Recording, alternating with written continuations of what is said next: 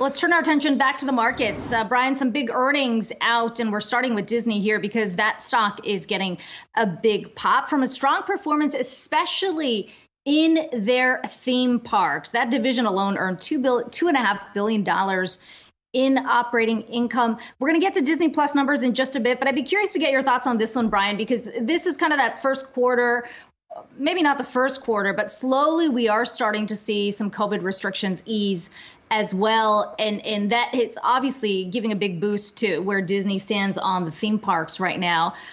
It certainly points to, again, what we've been talking about throughout the earnings period, which is these companies who have a more diversified portfolio and offering tend to do strongly. And Disney saw strength not just on the theme parks, but also on streaming.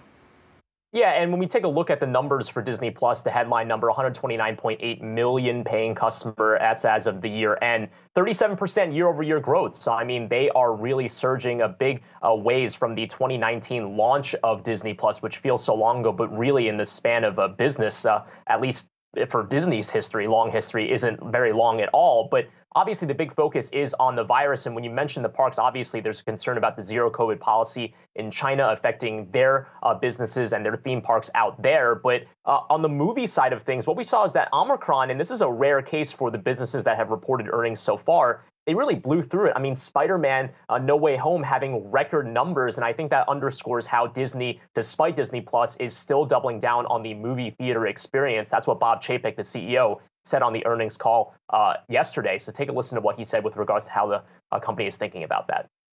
I want to reiterate that we continue to see value in the movie-going experience, especially for big franchise blockbusters.